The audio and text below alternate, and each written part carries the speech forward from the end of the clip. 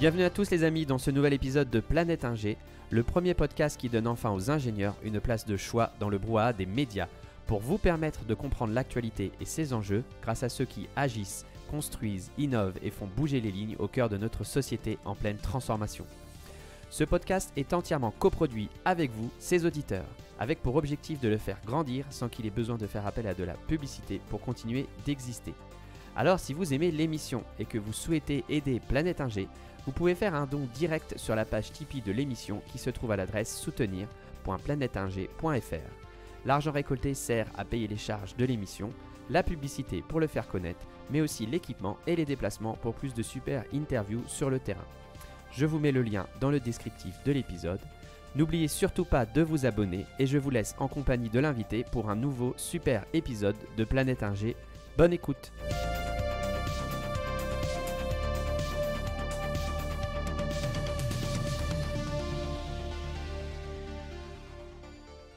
Bonjour à tous, bienvenue. Nouvel épisode de Planète Ingénieur. Je suis ravi d'accueillir Laura Bokobza, notamment parce que Laura, on s'est rencontrés quand j'ai fait mon appel aux invités femmes. Tu as levé la main, j'étais en déficit d'invités féminines.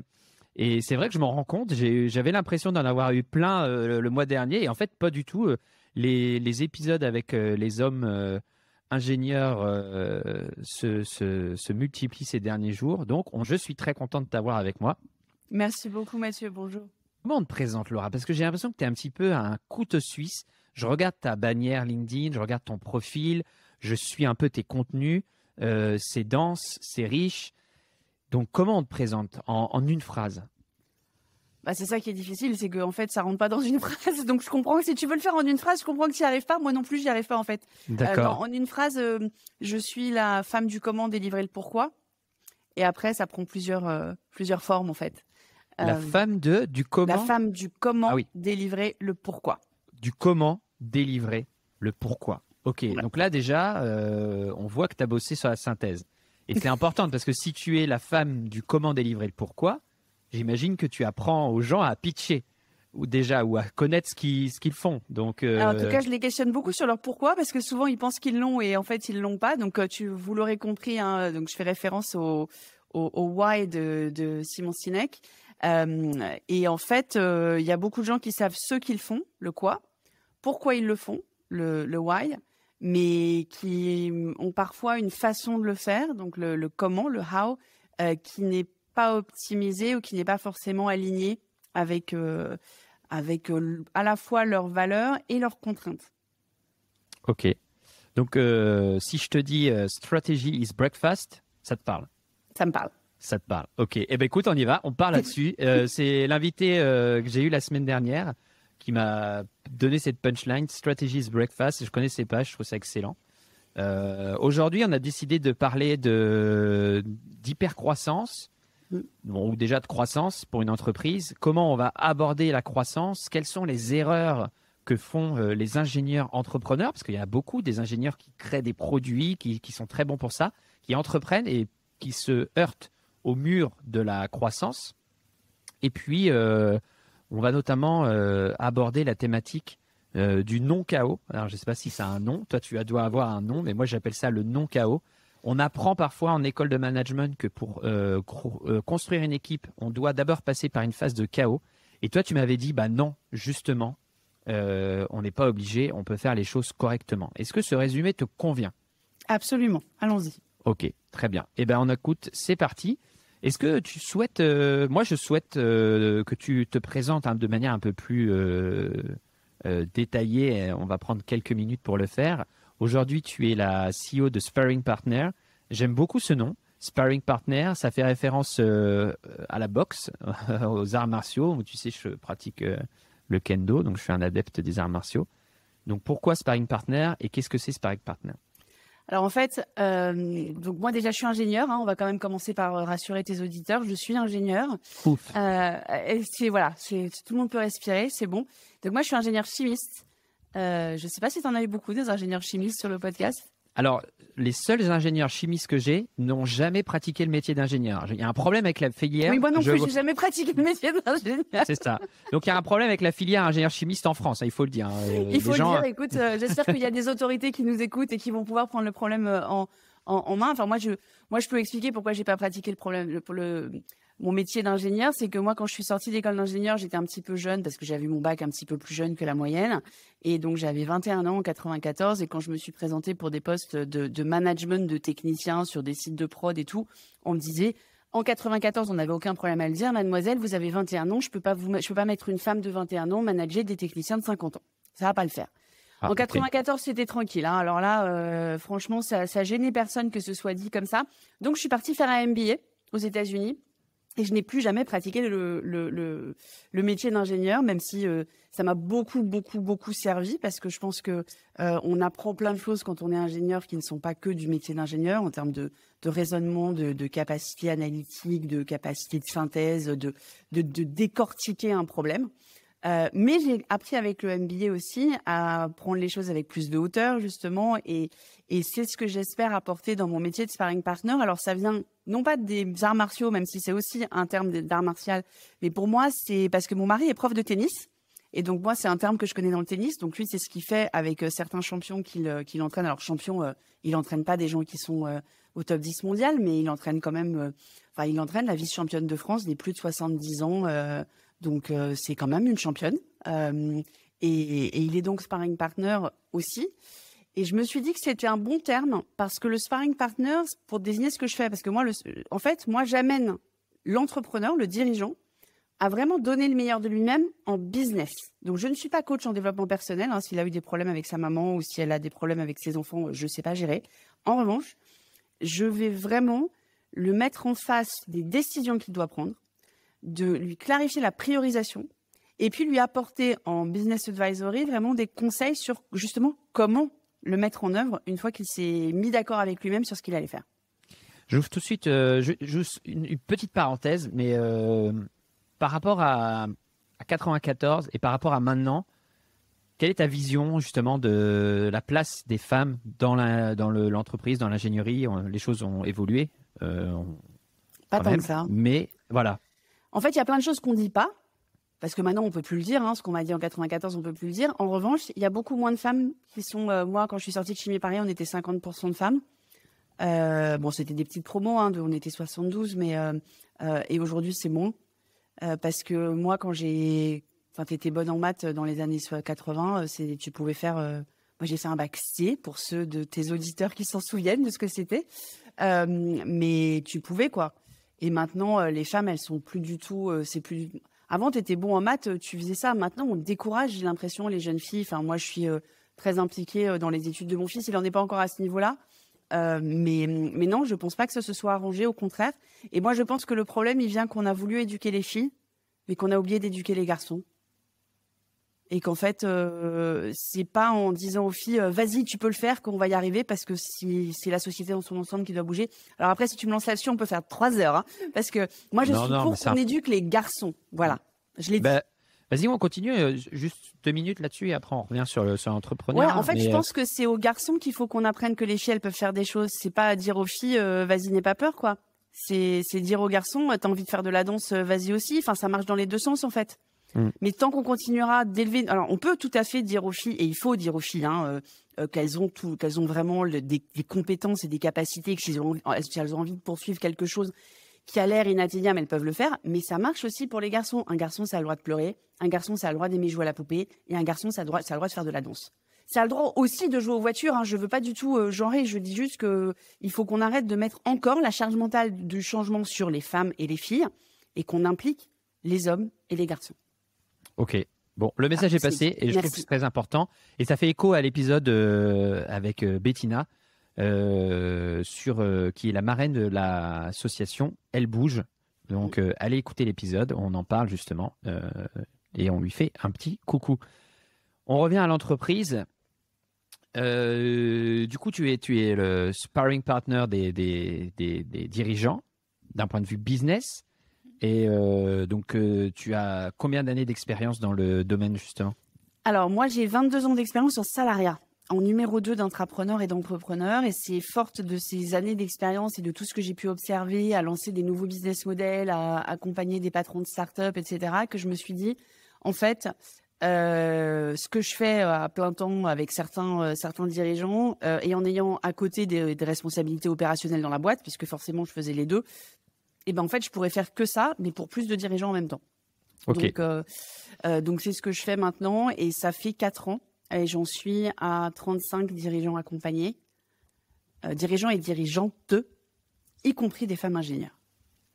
C'est une question, est-ce que tu t'orientes plus vers les femmes pour les accompagner ou non, peu importe Alors moi, j'accompagne qui veut bien être accompagné, mais je ne fais pas de prospection. Donc moi, on m'appelle parce que par le réseau, par le contenu que je crée, par mes interventions en podcast parfois. Et il se trouve que sur les 35, il y a 30 femmes. D'accord, Voilà. ok.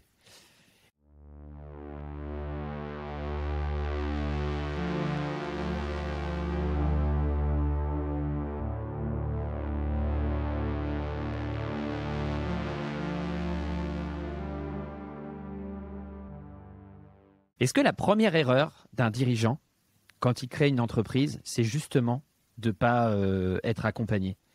Parce que j'illustre ça. Moi, j'ai participé à une mission de direction commerciale dans une start-up l'hiver dernier. Et j'en ai parlé avec le dirigeant qui était au four et au moulin. Et je disais, en fait, ton problème à toi, c'est que tu prends jamais de recul sur ce que tu fais finalement. Tu n'es pas accompagné. Donc, est-ce que la première des erreurs, parce que ma question d'après, pour si tu veux te préparer, ce sera quelles sont les erreurs les plus fréquentes que tu rencontres. Mais du coup, est-ce que la première erreur, ce serait pas justement de ne jamais se faire accompagner ou de ne pas se faire accompagner ou d'être mal accompagné?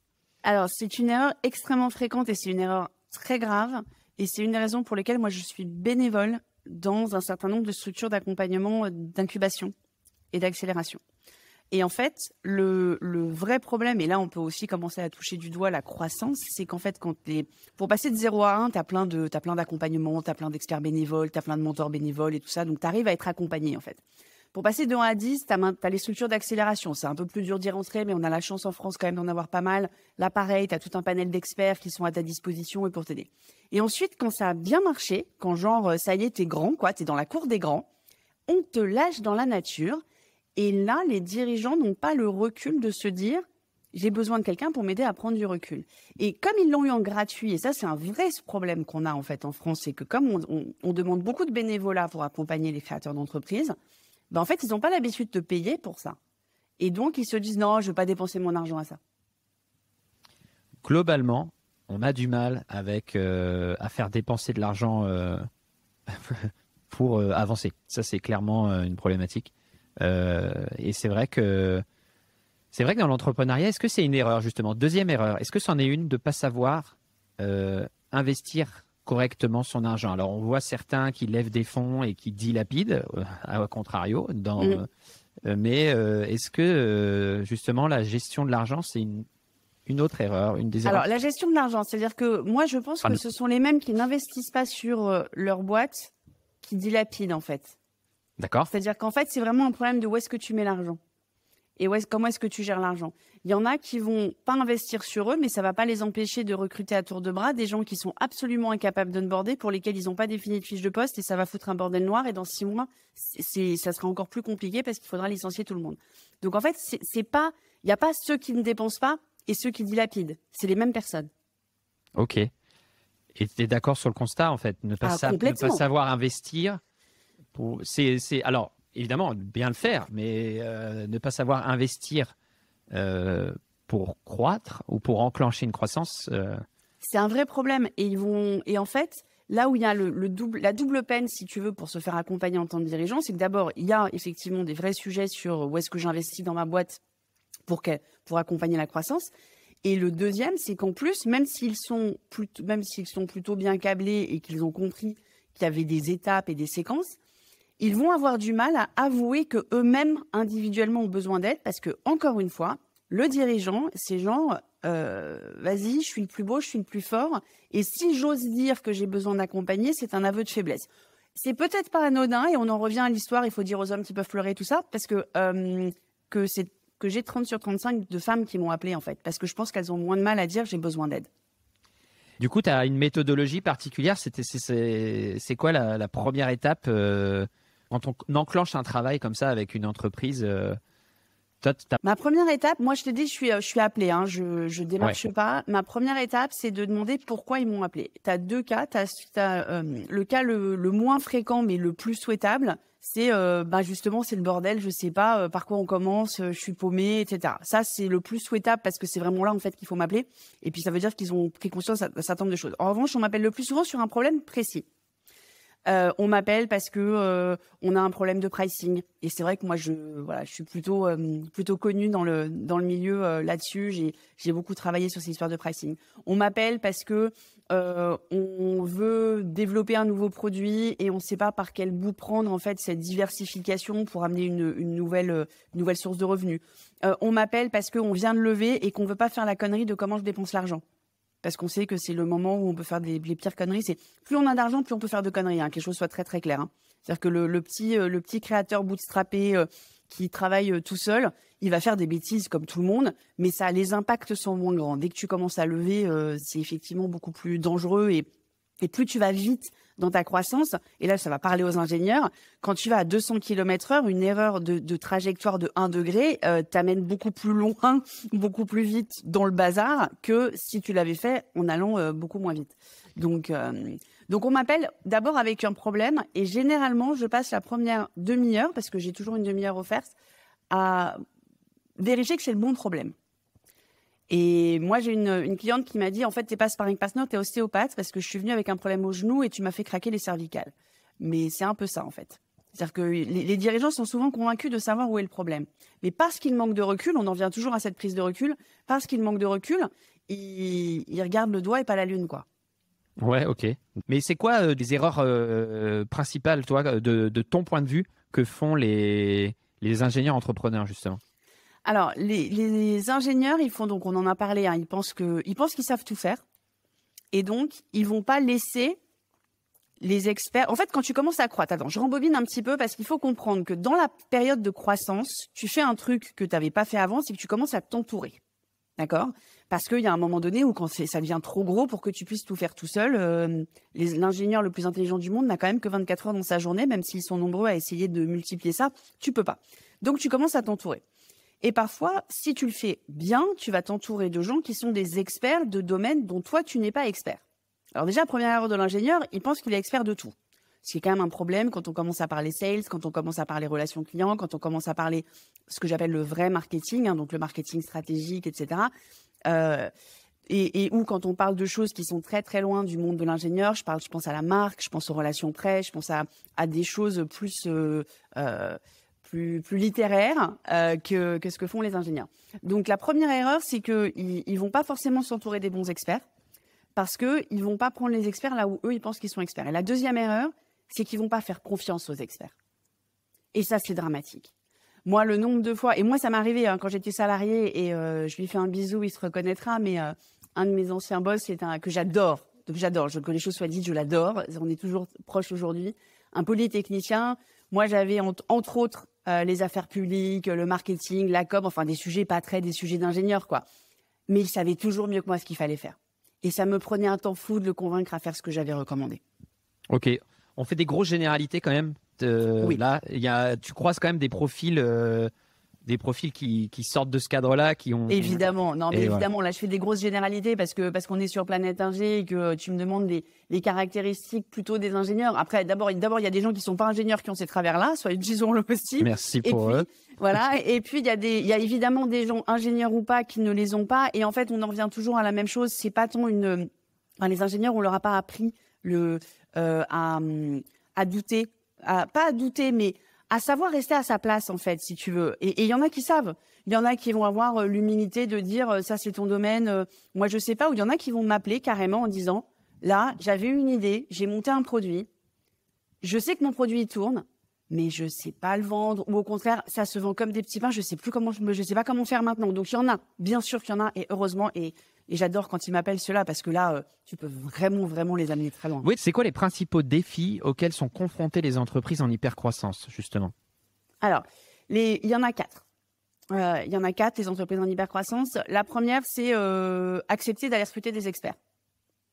parce que généralement, tu as commencé avec des polyvalents, des généralistes ou alors des ingénieurs qui savaient un peu tout faire, un ingé qui a appris à faire du branding, un marketeur qui a appris à faire du design, enfin voilà. Et donc, du coup, il va falloir à un moment donné séquencer et structurer tout ça et avoir des experts. Et donc, soit les généralistes se rangent dans une expertise et choisissent, ce qui est toujours hyper dur hein, pour les premiers salariés, soit tu fais venir des gens pour les chapeauter. Enfin bon, c'est toujours un moment douloureux.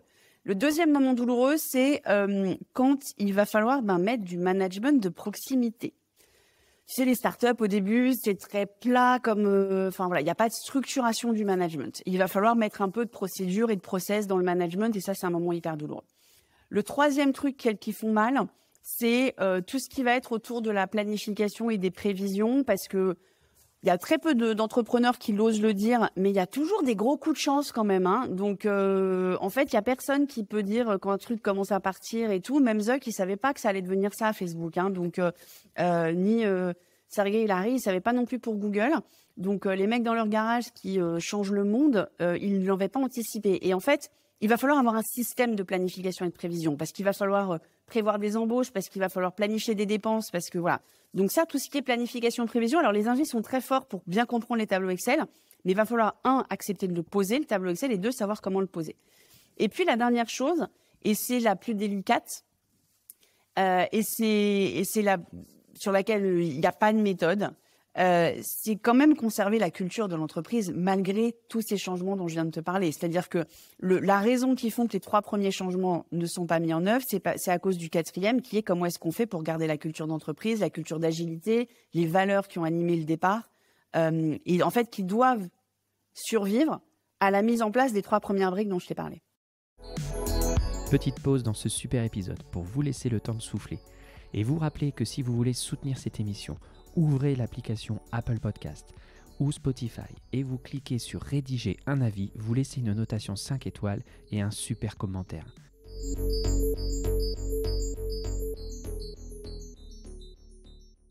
D'accord, ok. Bah écoute, c'est vraiment intéressant et on reconnaît peut-être que certains auditeurs, créateurs d'entreprises reconnaîtront ce qu'ils ont actuellement chez eux. C'est vrai que ce que tu disais quand on a été dans les membres fondateurs d'une entreprise et qu'on était un peu le touche-à-tout et que demain on lui dit bah non, toi tu dois te positionner en responsable des projets, de l'opération, tu peux pas faire à la fois directeur commercial et chef des opérations parce que c'est 2 verticales différentes dans l'entreprise et elles ont besoin de 2 pilotes. C'est compliqué à gérer justement. Et toi, c'est quoi le conseil que tu donnerais pour gérer ça d'un point de vue humain justement, d'un point de vue ressources humaines? Comment tu expliques? Est-ce qu'il faut accepter un turnover des ressources, que les gens partent, disent bah non, c'est bon, la structuration ne me convient plus, j'arrête, etc. Alors, il faut accepter. Et il y a des gens qui sont des vrais builders, en fait. Il y a des gens qui sont connus. Hein, je ne sais pas si tu as lu le bouquin de Mark Randolph. Tu sais qui c'est Mark Randolph? Bah pas du tout. Alors, Mark Randolph, c'est le cofondateur de Netflix. Donc, tout le monde pense à Reed Hastings, hein, qui est toujours CEO aujourd'hui. Mais en fait, il n'a pas monté Netflix tout seul. Il a monté Netflix avec Mark Randolph, et donc quand ils ont ils ont vécu tout ça et le bouquin le raconte hyper bien. Et Mark, il est parti à un moment donné où même lui, d'abord il a arrêté d'être CEO, il a laissé la place à Reed Hastings pour pouvoir aller lever parce que Reed Hastings était un plus bankable vis-à-vis des investisseurs que lui. Et puis ensuite, au bout de quelques années, il est parti. Mais il raconte que au bout de 2 ans, quand ils ont déjà commencé à industrialiser un certain nombre de process, parce qu'en fait, tout ce dont je t'ai parlé, c'est comment est-ce qu'on industrialise une start-up, en fait. Hein. C'est pas un produit hardware, mais il faut quand même avoir un certain niveau d'industrialisation.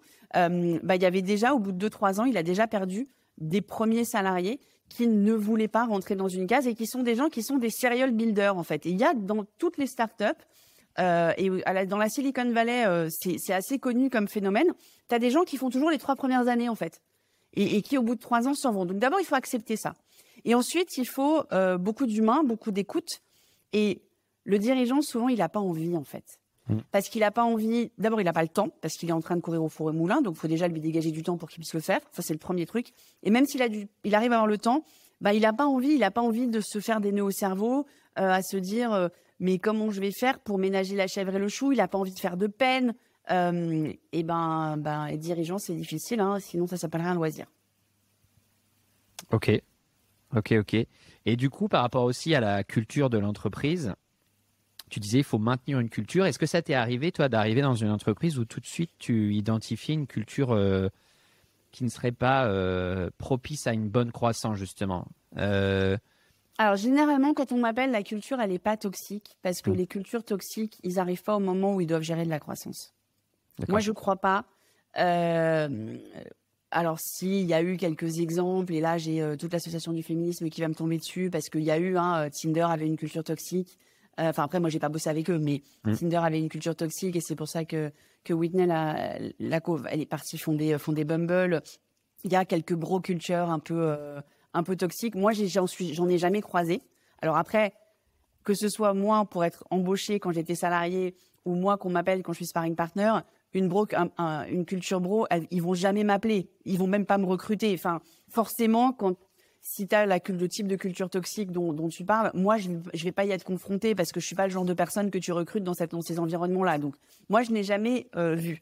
Et en plus, souvent, quand ils m'appellent, ils sont déjà vraiment dans cette phase d'accélération, de presque hyper-croissance. Et donc, il y avait déjà une culture suffisamment forte pour les emmener jusque-là. Donc, moi, j'ai pas vécu de culture toxique. En revanche, j'ai vécu des cultures qui étaient justement antinomiques avec la structuration. Et ça devient un vrai sujet. Et après, c'est parce que la façon dont la culture était formulée, ils avaient l'impression que leur culture, c'était la culture du bordel ou la culture du chaos, etc. Alors qu'en fait, il faut creuser, aller plus loin. Enfin, moi, j'ai quelques techniques. Tu me demandais si j'ai une méthode. J'ai pas une méthode qui s'applique à chaque fois, mais moi, j'utilise un truc qui s'appelle la maïeutique. C'est un truc hyper neuf, hyper nouveau. C'est Socrate qui l'a inventé. Donc, tu poses des questions. Et en fait, il faut poser des questions. La méthode des 5 pourquoi. Donc, quand on me dit non, mais nous, c'est bordélique. Ouais, mais pourquoi c'est bordélique? Et après, tu descends. Et tu te rends compte qu'en fait, le truc qu'ils veulent pas changer, c'est le fait que les 3 fondateurs, ils veulent pas échanger des mails parce que ça les saoule. Et qu'en fait, ils ont une culture non pas bordélique, mais une culture de l'oralité. Et donc, comment est-ce que tu t'organises autour de ça? Tu vois le genre de choses qu'on peut faire? Oui, complètement. Et c'était une des questions que je voulais te poser. Est-ce qu'on nécessairement, on doit passer quand on est en croissance, on doit passer par une phase de chaos et on organise après? Ou est-ce qu'on peut avoir une approche un peu différente et dire non, il n'y a pas besoin du chaos pour réussir? Mais il y a chaos et chaos. C'est-à-dire qu'il y a une phase on va dire, de tumulte, mais pas forcément de gros bordel. C'est-à-dire que, tu vois, c'est toujours une question de degré. Oui, bien sûr que quand tu commences à croître, tu vas avoir une phase d'ajustement qui va faire que les gens vont pas être complètement à leur place. Il va falloir adapter, il va falloir se poser les bonnes questions et puis être très agile. Et c'est là aussi que la structuration demande beaucoup d'agilité. Quand on dit, ouais, la structure, là, c'est bureaucratique, tu veux nous mettre des gros process qui vont tout bloquer. Pas du tout. Un process, ça se change d'abord et puis surtout, ça s'adapte. Mais c'est l'idée de dire, oui, il va y avoir des moments où les gens vont se sentir à l'étroit, ils vont avoir l'impression qu'on leur a coupé les ailes et tout. Mais en fait, c'est plus une question de poser le cadre pour qu'ils soient libres à l'intérieur de ce cadre-là. Et en fait, la vraie question du chaos, elle n'est pas tant est-ce qu'il faut passer par une phase de chaos, mais quels enseignements je tire du chaos pour qu'il dure le moins longtemps possible. C'est quoi ta recommandation, justement? C'est intéressant ce que tu dis par rapport au micro-management et au macro-management. Qu'est-ce que toi, tu nommes? Bon, on a parlé des 4 piliers, la spécialisation, le management, tout ça, mais du coup, j'imagine que tu nommes des capitaines de chaque verticale. Qu'est-ce que tu leur donnerais comme conseil, justement, par rapport à ça, par rapport à leur façon d'organiser les choses? Est-ce que tu en as parlé un petit peu? On donne un cadre et on laisse les gens évoluer là-dedans? Il y a des structures où on est sur des structures plus pyramidales, un peu classiques d'entreprises qui finalement ont du bon. On voit des entreprises qui fonctionnent très bien comme ça. Ah oui, alors moi je crois beaucoup. Je crois que si tu veux avoir une structure de management qui n'est pas hiérarchique, il faut vraiment avoir des process ultra clairs, ce que personne n'a. Une culture de l'écrit aussi, extrêmement claire, et un recrutement qui va vraiment tester la capacité des êtres humains à s'adapter à cette non-hiérarchie. Donc moi, je pense qu'il y a des structures non-hiérarchiques qui fonctionnent excessivement bien, mais c'est pas pour tout le monde. Alors, sur les 4 piliers, d'abord, on va prioriser quel va être le plus important. C'est-à-dire que, par exemple, je vais prendre un exemple d'une grande boîte que tout le monde connaît, qui est Stripe. Stripe, et là, pour le coup, parle d'ingénieur, Stripe, dès le départ, c'était des fous furieux de garder trace de tout. Donc en fait, Stripe, dès le début, ils avaient une méthode. Ils avaient créé des adresses mail en fait par projet, pour plein de trucs, qui faisaient que quand tu échangeais des mails d'entre membres de l'équipe, bah, tu mettais en copie cette adresse-là, ce qui fait qu'il y avait une bibliothèque, une base de connaissances, et que tu ne perdais aucune information. Donc forcément, quand tu pars de choses comme ça, où tu as des ingénieurs qui peut-être ont tout documenté, ont tout processé, etc., ben, c'est peut-être pas les process par lesquels tu vas commencer, parce que c'est pas là qu'il y a le plus grand feu, tu vois. Donc déjà, il faut prioriser par rapport à comment ça se passe dans l'entreprise. Et donc moi, je vais pas nommer 4 capitaines d'équipe parce que on va pas traiter tous les problèmes en même temps, parce on a aussi pendant les travaux la vente continue, hein, si tu veux. Donc il y a quand même aussi, il faut aller voir des clients, il faut aller voir des investisseurs, il faut faire des boards, faut gérer les problèmes de customer success quand tu as un client pas content et tout. Donc t'as pas le temps de t'occuper de tout à la fois. Souvent, le sujet de la structure hiérarchique et des experts, en fait, c'est un sujet de RH au sens large, en fait. Et donc là, il faut aller creuser avec le ou les dirigeants, jusqu'où ils sont prêts à aller dans la mise en place de process. Alors, je mets de côté les process légaux, hein, parce qu'évidemment, il faut mettre en place tous les process légaux d'entretien annuel, de CSE, si on atteint les paliers, etc. Donc, je mets de côté les process légaux. Ce qui compte, c'est vraiment comment l'entreprise, elle vit ses process RH. Et surtout, quand ils sont en train d'embaucher comme des fous, on commence souvent par ça. C'est très important ce que tu mentionnes. On peut tous l'avoir vécu, petite ou grande entreprise. Et ça rebondit un peu avec la discussion sur quelle organisation hiérarchique ou quoi. En fait, on se rend compte quand même que dans une organisation, s'il n'y a pas un management organisé et éclairé, alors je définis ce que c'est un management organisé et éclairé, c'est un manager qui est dans un rôle de manager, donc d'écoute, d'accompagnement, d'organisation. S'il n'y a pas ça, comme tu disais tout à l'heure, il y a des entreprises qui vont dire « Ah, mais nous, on n'a pas besoin, on ne fonctionne pas comme ça, on n'a pas besoin d'un organigramme, les gens savent ce qu'ils ont à faire. » Mais en fait, non, pas du tout. En fait, quand tu creuses, quand tu poses la question aux gens, les gens qui, soi-disant, avaient l'air très heureux dans le bordel, en fait, tu te rends compte qu'ils disent « Moi, j'aimerais bien avoir un manager référent avec qui je peux échanger, au moins une fois par semaine ou un peu plus. J'aimerais bien avoir un organigramme, savoir où je me situe, où je vais, comment je peux évoluer dans l'entreprise. J'aimerais bien... qu'on m'explique quelles sont les trajectoires, voilà, etc., etc. Je ne sais pas ce que ça t'inspire, mais... Ah, mais ça, je suis complètement d'accord avec ça. Enfin, moi, j'ai donc été en salariat, donc j'ai aussi géré des grosses équipes. Moi, je suis montée jusqu'à 180 personnes avec 9 N-1, donc j'ai géré des équipes relativement structurées quand même. Et pour moi, tu as complètement défini le rôle du manager. Le manager, il va éclairer le chemin, enfin la vision, il va éclairer l'objectif, hein, normalement, alors qu'il peut être lui descendant, mais enfin en tout cas c'est lui qui doit l'expliciter à ses équipes dans le quotidien de ses équipes. Il doit accompagner ses équipes dans l'atteinte de ses objectifs, il ne doit pas leur taper dessus, il doit vraiment les aider à avoir tous les moyens nécessaires à leur disposition pour atteindre l'objectif. Et il doit être à leur écoute en termes d'aspiration, de besoins de formation, d'environnement de travail. Enfin, et aujourd'hui, il y a des boîtes où en fait, quand moi je commence à rentrer, alors j'accompagne les dirigeants, mais souvent quand ça commence à prendre un peu d'ampleur, je vais voir les équipes. Parce que c'est important aussi d'avoir la vue, l'autre côté du miroir, tu vois. Ben oui. Et en fait, souvent les équipes, elles te disent non mais ça j'ai arrêté de demander parce que de toute façon, toutes les validations, elles se font en haut. Donc en fait, tu peux pas avoir une structure vraiment plate, sans management, si t'as pas aussi délégué les décisions. Et ce que les gens confondent, c'est le management qui t'impose des choses avec le management qui te facilite. Et là où c'est la première règle, si tu veux que ton entreprise tourne avec le moins de ton temps à toi de dirigeant, c'est la délégation. On s'en fout de l'organigramme en fait. Ce qui compte, c'est que les gens ils savent qui je vais voir pour faire valider un déplacement, qui je vais voir pour faire valider une dépense parce qu'on a besoin d'un nouvel outil, qui je vais voir pour lui dire que là, le prestataire qu'on a, il est mauvais, il faut qu'on en change. C'est ça, le vrai quotidien des équipes.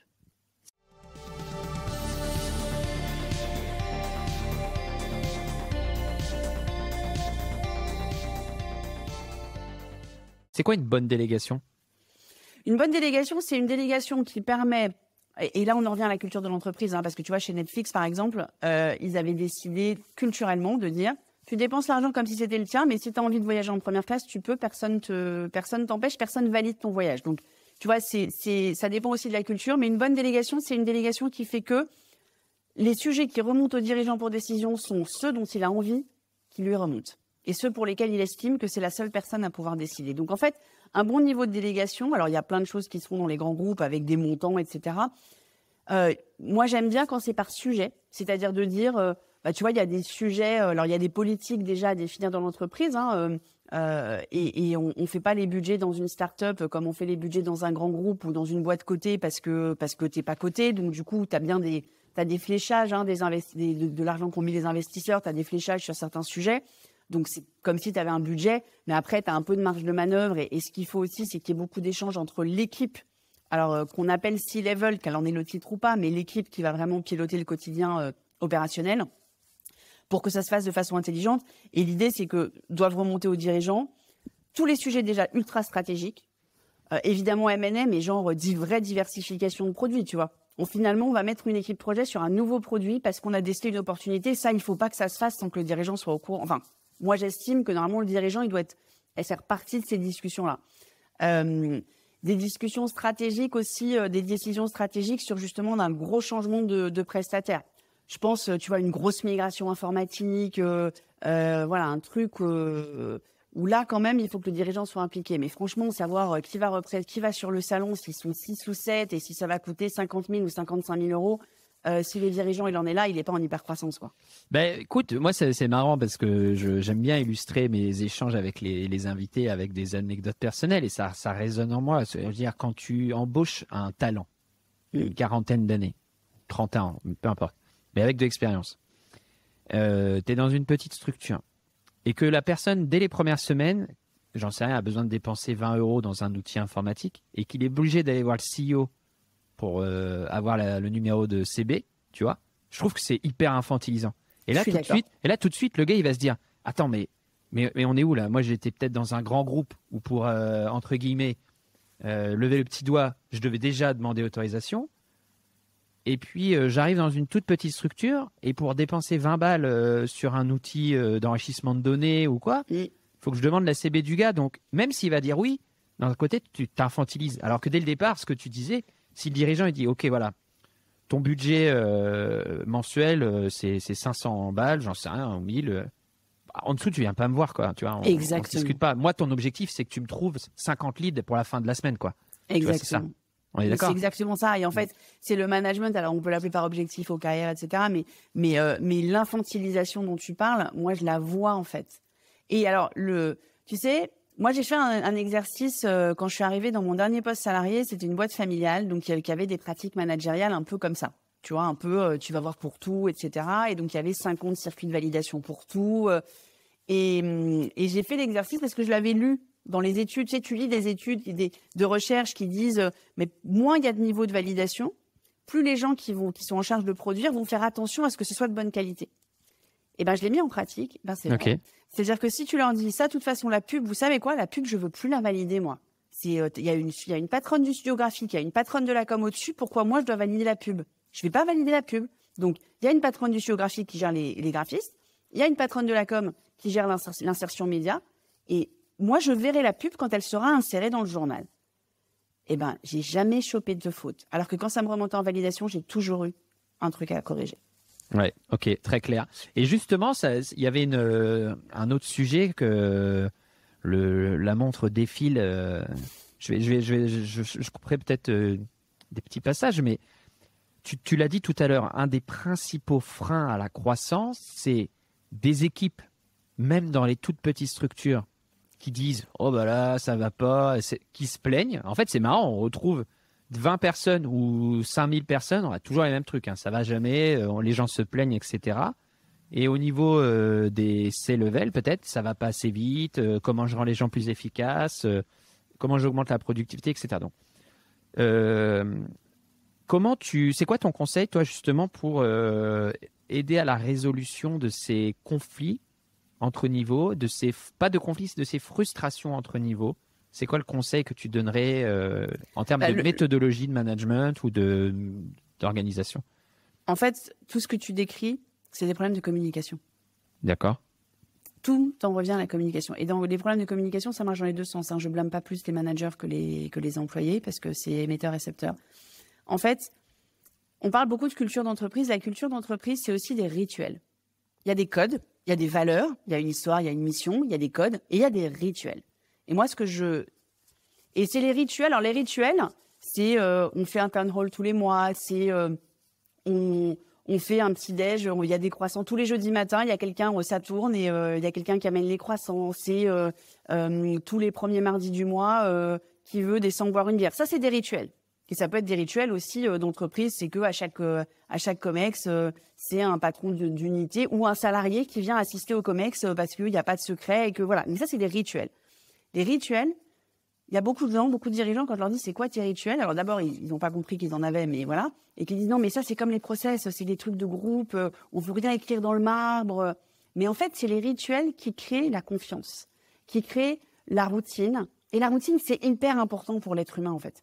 Pour que l'être humain il se sente rassuré, il faut qu'il ait une part d'aspiration, une part d'objectifs difficiles à atteindre sur lesquels se dépasser, mais qu'il ait aussi une part d'éléments sur lesquels il sait qu'il peut s'appuyer. Ouais, et puis j'aime bien ce que tu disais tout à l'heure, l'exemple des COMEX, COMEX fermés, etc. Ça fait toujours petit groupe. Alors c'est important, il faut l'expliquer aux gens. Mais moi, ce que j'aime bien aussi, c'est que quelquefois, j'ai eu des organisations, des managers qui étaient justement dans la communication et quelle que soit la réunion qui s'était passée, etc., on faisait redescendre l'information, bonne ou mauvaise. Et en fait, à ce moment-là, quand on t'explique, évidemment, on ne peut pas toujours tout dire, mais quand au moins on fait un effort de communication, à chaque fois, j'ai jamais vu naître de conflits latents ou de frustration latente. Ça, c'est la clé. Hein. Les gens, à la limite, tu leur dis, non, même des mauvaises nouvelles, les gens disent bon ok, merci de nous avoir expliqué. Alors que quand tu dis rien, moi je l'ai vécu dans une startup, c'est quand tu as un COMEX qui est en plus dans dans une grande pièce vitrée, donc tu les voyais. Donc tout le monde voit qu'ils sont en COMEX. Tu les voyais tout le temps. Et tu n'avais jamais de retombée d'informations et tu disais mais c'est quoi ce truc. Alors ça c'est le berba du management, hein. Parce que tu vois, moi quand on me dit non on est une entreprise libérée machin patin couffin, en fait c'est ça qui manque ces relais d'information quand t'as pas la structure managériale. Et en fait et même quand tu mets en place une structure managériale mais de gens qui n'ont jamais managé avant, ils n'ont pas compris que leur rôle, c'était aussi la transmission d'informations. Ils n'ont pas compris que... moi, j'ai toujours imposé à mes pairs et puis à mes équipes que chaque réunion, à chaque niveau, chaque manager était responsable de le descendre à le truc d'en dessous. Donc, quand moi, j'étais au COMEX, ce qui m'arrivait un paquet de fois, et que je débriefais mes N-1, en disant là, il y a eu un sujet, je vous en parle pas à l'heure du jour. Ce sujet-là, il y a un sujet confidentiel, je peux pas vous en parler. Je vous en parlerai quand ça sera le moment de vous impacter avec. Pour l'instant, c'est pas possible. Mais après, je donnais pas mal d'infos et je leur imposais que eux fassent des réunions d'équipe dans lesquelles ils débriefaient leurs équipes. Et c'est ça aussi, c'est parce que en fait, très vite dans les startups et surtout dans les startups où tu as un petit noyau qui a fait le début, etc. On se rend compte que l'information c'est le pouvoir. Et donc, le petit noyau qui va continuer à aller boire des bières avec les fondateurs, même s'ils sont N-3 dans la nouvelle structure, ils vont continuer à avoir les infos, alors que les managers intermédiaires vont pas l'avoir. Et ça tue une startup.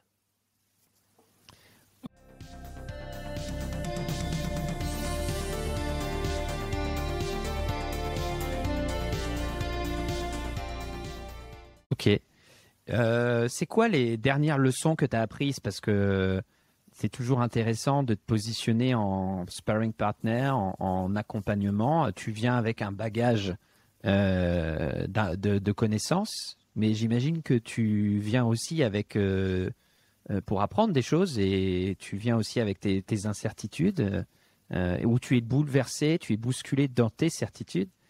Donc, c'est quoi les dernières choses que tu as apprises justement lors d'un accompagnement et qui t'ont le plus marqué?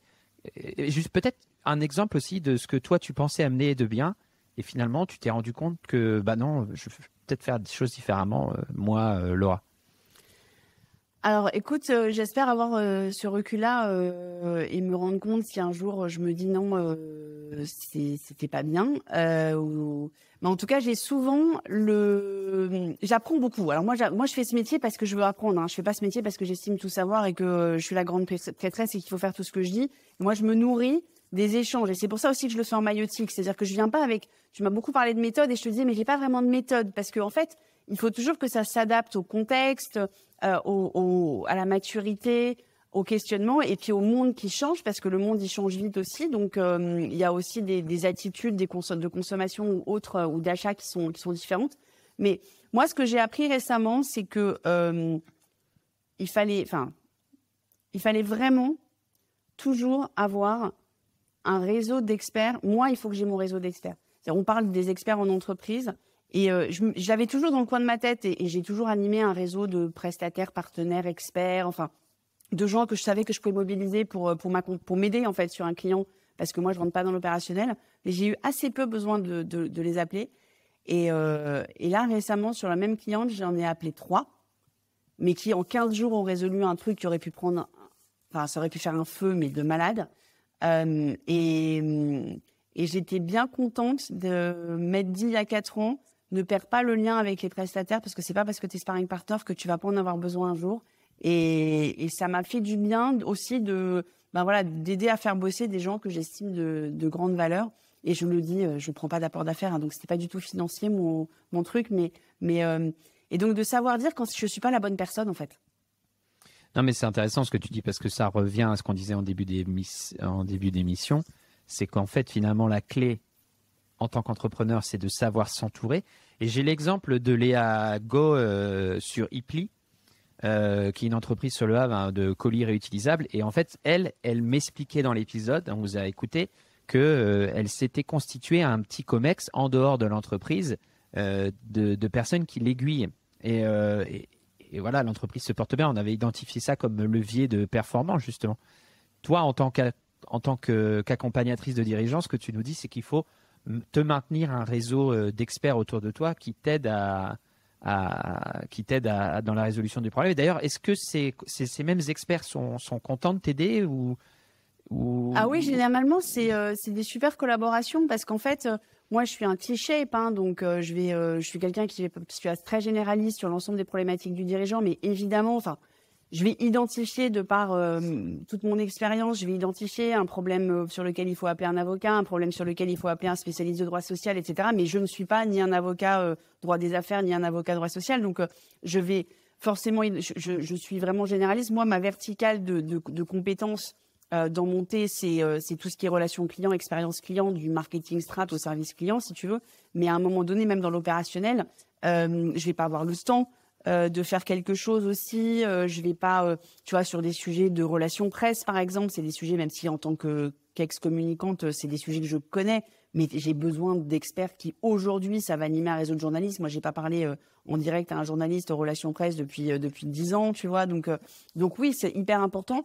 Et pour revenir sur Ipli, moi, c'est une société que j'aime beaucoup, qui est en plus dans la logistique responsable, etc. Enfin, c'est un sujet qui m'est particulièrement cher. Encore une fois, tu vois, on parle d'une femme dirigeante qui a eu cette humilité de tout de suite se dire, je vais avoir des experts ou des advisors, enfin, on peut les appeler comme on veut, on peut appeler ça un comité strat, on peut appeler ça un shadow comex, enfin, et ils sont trop peu nombreux, les dirigeants qui le font. Et moi, je leur dis, moi, il y a une dirigeante récemment qui m'a dit, mais tu sais, là, je vais parler à ma coach, et puis là, j'ai mon mentor, et puis, limite, elle avait peur de me vexer, quoi. Mais c'est très, très bien, parce qu'elle a besoin moi, j'ai pas la science infuse non plus, en fait. Et il faut qu'elle ait différents prismes, parce qu'à la fin, c'est elle qui prend la décision. C'est pas moi. Donc, il faut qu'elle soit à l'aise avec la décision. Ok, super intéressant. Merci Laura. Et puis, c'est ta minute promo. Si tu veux, tu es libre, antenne libre, tu peux dire ce que tu veux. Alors, 2 choses. Donc, le comment du pourquoi, ma newsletter. Vous trouvez le lien dans les liens utiles sur mon profil LinkedIn. Une newsletter de curation hebdomadaire Tech Business Innovation. Tu peux la lire et tu peux l'écouter. Je suis aussi sur les plateformes de podcast avec le comment du pourquoi. Et la deuxième chose, si tu es un dirigeant en hypercroissance, je suis en train de monter un programme qui s'appelle Mango Mind avec une associée et je cherche des dirigeants en hypercroissance à interviewer. Pour l'instant, on n'a rien à vendre. J'ai besoin de 30 minutes de ton temps. Donc, si tu les as, pareil sur mon profil LinkedIn. Ok, d'accord. Alors, je ne sais pas si j'ai beaucoup de dirigeants en hypercroissance qui m'écoutent, mais en tout cas... peut-être qu'ils connaissent des gens qui sont des dirigeants en hypercroissance à qui ils vont en parler. C'est ça. Écoute, merci beaucoup. C'était un échange hyper riche. Et puis, je te dis à bientôt. Et voilà, c'est la fin de cette interview passionnante. J'espère que comme moi, vous avez appris plein de choses et que vous vous êtes régalés. Si vous avez aimé, surtout partagez l'émission autour de vous. Et n'oubliez pas qu'elle est coproduite par les auditeurs et les invités. Donc je compte sur vous pour la soutenir. Vous pouvez le faire de 2 manières, soit en achetant les NFT sur planetag.uncut.fm ou tout simplement en faisant un don sur la page Tipeee. Je vous mets le lien dans le descriptif de l'épisode. En attendant une nouvelle aventure lundi prochain, abonnez-vous à la newsletter, newsletter.planetang.fr pour ne rien rater du podcast. Merci les amis, à la semaine prochaine.